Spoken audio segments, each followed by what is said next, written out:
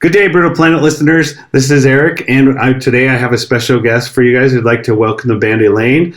Eleine, welcome with me today, and thanks for joining us. Happy to be here. Yeah, we're happy to be here. And this is Madeliene. Madeliene.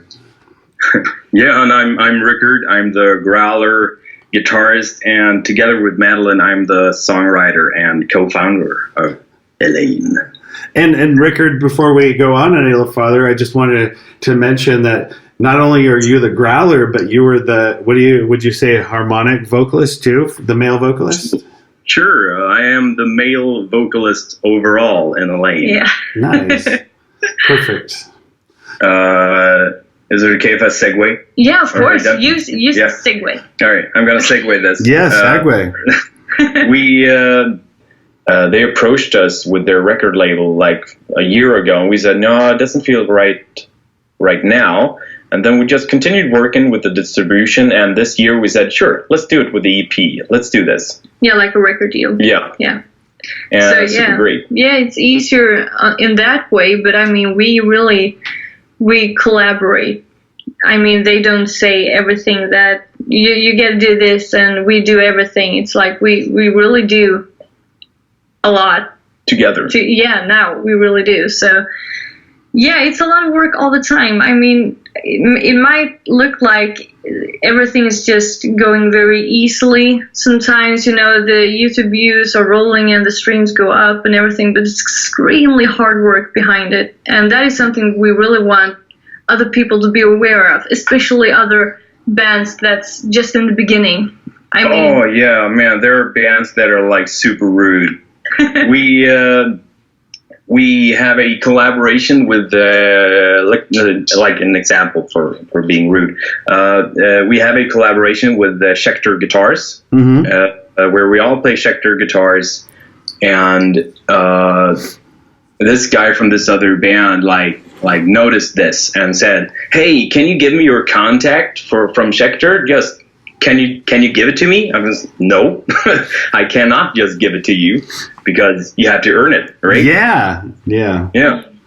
I mean, I spent 2 years building that relationship. I'm not just gonna give it over like for this guy because he thinks of maybe using Schecter. Yeah, and it's not even because he probably wants to use Schecter. It's probably because he feels like he can get something from it.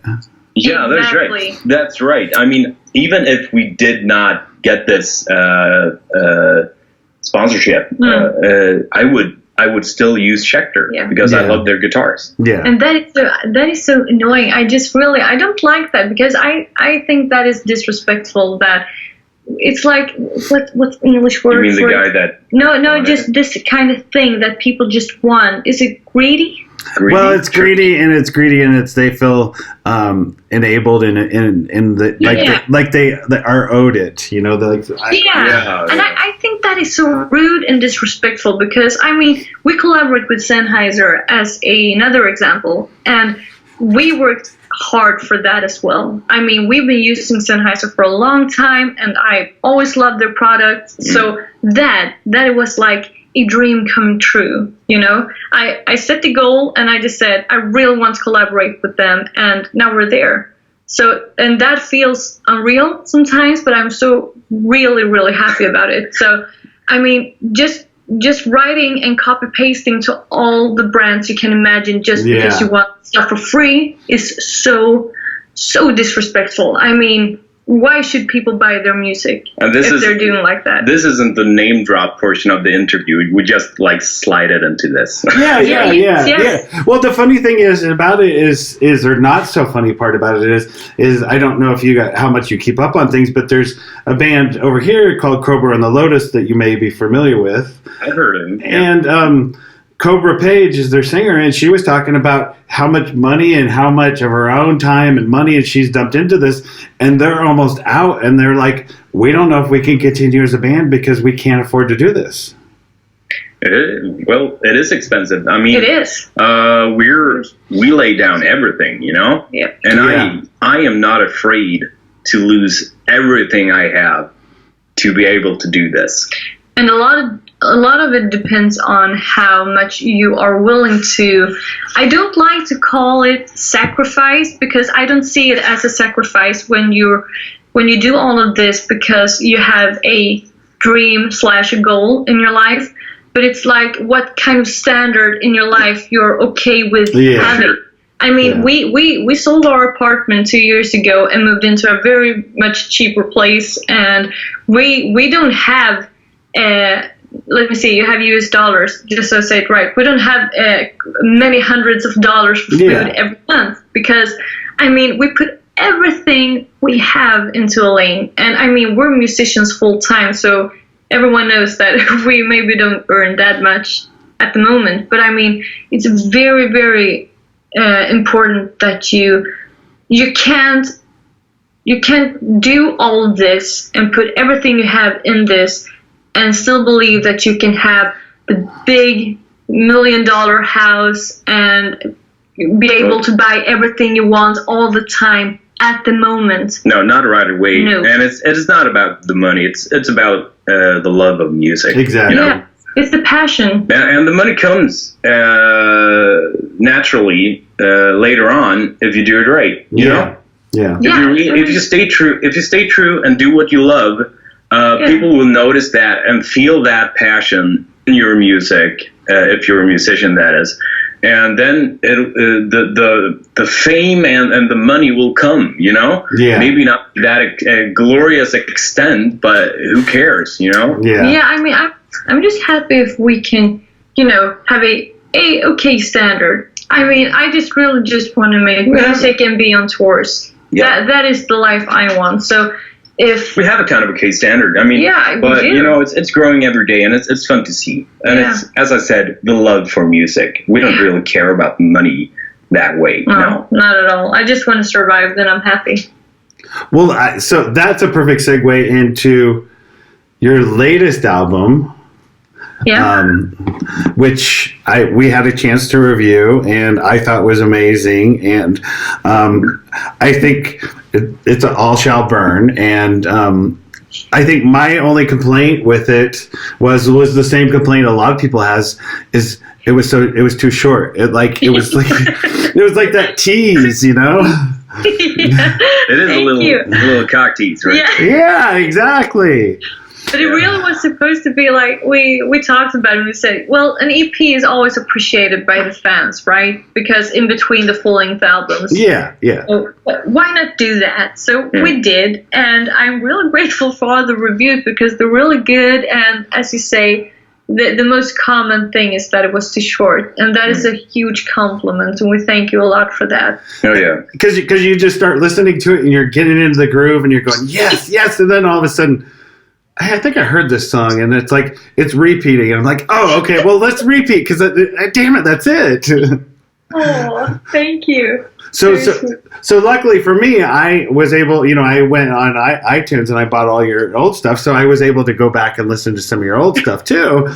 But yay! But I would, you know, it's like, okay, guys, hopefully something's coming around the corner, you know, because it's just like this. It's like the training thing where you start salivating when you hear the song, and you want more and more and more, but it's not, you know, and we're like Netflix right now. Yeah, you're waiting for the next episode. Yeah, I've seen it all. Give me more. Yeah. So on that album, you know, the first song, "Enemies." I mean, that just hooks you right in. What was some of the design coming from that song? How did you get that sound that you wanted? I don't really know how to answer that. It's like dark. Yeah, no, it is. Like brutal. We wanted something. I mean. Brutal, like in the beginning. So that's why I chose to start with that dissonance. Yeah. It's a B and a C, like at the same time. So it shouldn't be able to sound good, but it sounds brutal. Yeah. So no. And that was it, you know. And then the riff afterwards it just flowed, you know. Yeah. Looking back, I almost don't remember. We wanted a track. that I mean, we never sit down and say, what do we need now? We sit down and say, what do we feel? Yeah. And what do we want to say with what this do we want to portray? song? Yeah, exactly. And I think that is the most important part for us when we are writing music, because if we don't do that, we feel lost. Yeah, we do.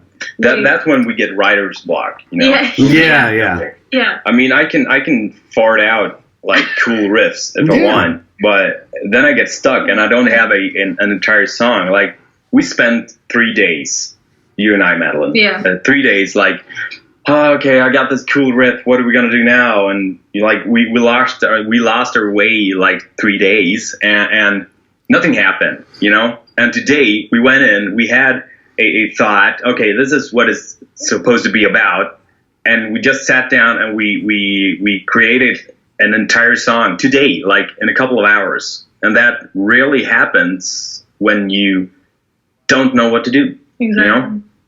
That's how we work, anyways. Okay. Yeah, so our music always kind of reflects everything that, I mean, what we've been through or where we're at. So, I mean, we never write anything to just, ooh, this is cool at the moment, let's do that. I mean, our music is our history and our life. So when you're listening to it, you're a part of it. Yeah. And I think Enemies is like, the thought behind Enemies was that we felt empowered. We need to feel empowered. And I think that track really feels empowering. I mean, it does to me. Does it feel empowering to you? Oh, yeah. To me, it does. Yeah. I mean, you were talking to me, but it does feel empowering to me. So going back just 1 second, was I under the impression that you guys said you wrote a song today, or if you wrote a song today? Yeah, we did. So when's that coming out? When's it coming out? We wrote down like the founding. How do you say that? The foundation of the song. Yes. Yeah, we did that today of the new track, the new Secret Eleine track. So next week I'll be able to hear it, right? Sure, whatever, man. Like Chris. Not next week. Yeah. I'm sorry. No. But people's been asking if this EP is a random release or it's like in between full-length albums, and the answer is yes, it's in between full-length albums. Good. So yeah. And I mean, we always write new songs. You know, it's hard to stop. It is. It happens every now and then, even if you don't want to. Yeah, it really does. So for me, I really liked All Shall Burn, and the symphonic version of it to me was, I love the symphonic version, and I think your guys' music pairs well with the symphonic, and I think I mentioned it in the review that it almost sounded like a score to a movie soundtrack. You know, it just has that larger than life sound to it. And so, do you have somebody that you work with for the symphonic sound, or do you do it all yourself? It's a little mix of both, actually. On this one, yeah. From Enemies and forward, or for you it would be backwards. Yeah. I did everything on Enemies, and for our other tracks. Help me sum up now. I did Enemies and I did Mein Herzblend. Okay. And we collaborated with a guy named Daniel Beboom for Until the End, and also All Shall Burn. Yeah, the title track. Sorry, slipped a little bit Swedish there. It's okay. And we've had this collaboration from the second album Until the End, and the basic was that Rikard and I wrote the songs, and Rikard, he did the basic symphonies and the idea of it, and collaborated with Daniel for that album. Oh, okay. And then we did All Shall Burn about a year ago, I think. Yeah, I think it's almost a year ago we wrote it. That's right. And we did the same collaboration thing once again, and then he told us that he is moving, which is never a problem today when writing music, but he was moving to a place where he was going to full mode on this trailer and film music kind of thing that he's doing. And he really didn't. Just up our alley, you know? Yeah. Just really up our alley with the film music. I mean, that's what we were doing from the start. And meeting Daniel was a great thing because we evolved our sound. And, I mean... And he as well. Yeah, he as well. Yeah. And from now on, I do it myself. And that is great because without Bridge, we wouldn't be here. So that's great. Yeah. We're super happy for Daniel as well because he's over in the US right now pursuing his film scoring career and dream. Yeah. Nice. So, good for him. Yeah, it's nothing more than he just don't have the time anymore. Yeah. And of course we miss him, but I mean, Rikard is just fantastic. Oh yeah, I'm having so much fun. Yeah, I mean, this is great for you to just, I mean, this way we can make the symphonies even more like how we hear stuff in our head when we're writing music, and now Rikard is doing everything on his own, and it just sounds super great. I'm so pleased with Enemies. Oh yeah, I really am. Oh, thank you. Yeah, it sounds great. Yeah, I've said it before, but I'm really happy about it. It's real fun because I have my ADHD. And sometimes I need to like super focus on something, and creating an entire symphony, that is great for me. Yeah. Because I mean, like all these parts with the brass and the woodwinds and then the strings over there and the choirs. I mean, they all do different things, and it's super fun to create. So it's great fun. So since you've discovered the symphony thing, have you thought about, I'm sure you have thought about like some of your older stuff, going back in and making it more symphony sounding? Oh, for sure, man. We've been talking about that several times. So, but it's maybe something for the future. Yeah. I mean, like the 10-year anniversary of our debut album. Yeah. That would be cool. That's like, what is it, 6 years? Now? Yeah, maybe. Yeah. It is 2025. Yeah. Okay. Could be. Yeah. Less than 6 years. Yeah, but that would be cool, right? Yeah. So now you're telling me I got to wait 6 years for that. Yep. You never know. But it's a great idea, and we really want to do it. So. Yeah, because I mean, people don't think it, but you know, as an artist, you always feel like your older materials sometimes are lacking. You know. Yeah. Since you evolve all the time, and I don't know, it'd be fun to do. Well, it would. It's funny you mention that because as a photographer, like when I take a photo at the time, I think I look at it and I go, God, that's an awesome photo. And then 5 years passes and I look back at that photo and I say to myself, that was a good photo, but why did I think it was so great? You know? Yeah. And decent fucking photo, but yeah. But you see how you evolve and things change and how much things better have become. Then, so it's not like you're dissing on your old stuff, but you see how much better. You see a progression, I guess. Yeah, it's like when you were little. You know, you're like, shit, I'm fucking tall, and then you grow up and say, fuck, I was short. Exactly. Exactly the same thing. So I just want to, now that we've touched on the album, you guys, do you have a tour coming up? Or are you guys going to do anything touring wise? Or yes, we do have a tour. Nice. Next year, starting February 28th, right? 27th. Sure, 27th. Yes. That's the first gig. Yeah. We're going on a 5-week tour with Mireth. In Europe. Yes. Nice. That'll be fun. Have you heard about Mireth? I have. I know them well. Oh, they're super great. Super great guys. Yeah, it's going to be a lot of fun. And besides from that, we have some other things going on behind the scenes that are not official yet, but we will probably release something soon. But the first part is the tour with Mireth. A massive tour for us. It is the biggest tour we've been on.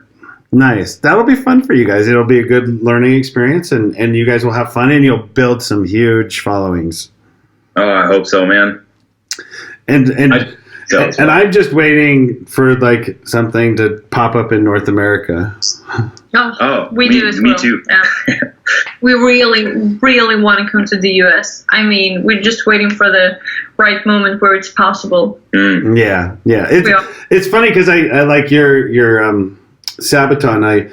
They started coming to the U.S. in, I want to say it was like 2011, and they opened up for Accept, and then they came back again and they played this shitty little club in Salt Lake, and then they came back again and they played a little bit bigger club, and then this last time they came, they almost sold out one of the bigger venues in Salt Lake, and I was like, yes, this is how it works. Hard work pays off. They are amazing. I mean, Sabaton is great role models in this industry. Yeah, and it's just hard work and persistence, and it's, I mean, who would have thought they would have went from selling like 150 tickets to almost 2,500 tickets in that span of time in the United States. So yeah, that's how you do it, man. A lot of bands think that they need to be their own headline tour, like from the get-go. Yeah. But that's not how you build a following. No, it's not. So Sabaton has been doing it correctly all along. And what I really like the most is that they've been true all the time. Yeah. I mean, they've always been doing their thing, both musically and visually. I mean, during all the years, they've never going for any kind of, can I say, trends? Yeah, no, exactly. What's the thing at the moment? Yeah. And I really admire them for their hard work and for staying true. So as far as bands in Sweden, is there any other bands that you guys particularly follow, that you guys have an affinity for? Yeah, well, I really like Arch Enemy. And as we mentioned before, being support for them during their shows in Sweden in 2018 was an honor. And it's the same with them. They've been doing great all along, and they always stay true, doing their thing, and I think they're awesome. Good. But there are so many. I mean, I'm on everyone. There's so many bands. Yeah. Yeah, I was just talking with Jake, and he just heading out on the road with Syra, and I mean those guys are starting to build that product too, but they're doing it the right way, like you guys are. So. Yeah, it's a lot of fun. I know Jake has been working hard ever since, so I mean it's just very fun to see that Syra is growing like they do. Yeah. Well, guys, I appreciate your time, and it's been amazing to talk to you guys. And I think we'll just stay in touch, and I will encourage everybody to go buy your new EP, so that you guys so that everybody can say, when's the full? I need more. Awesome. We're in good hands. Yes. Yes, you are. And I mean, you don't need to be in good hands because you guys are kicking ass yourself. So. You? Yeah. So. We don't need hands, like special quote from Eleine. Yeah, exactly. Well, thank you guys, and we'll stay in touch, and it was an honor to talk to both of you. It was a great pleasure. Thank you, Eric. You're welcome. Have a good night, you guys. You too. You too. Take care of yourself, right? Bye. Bye.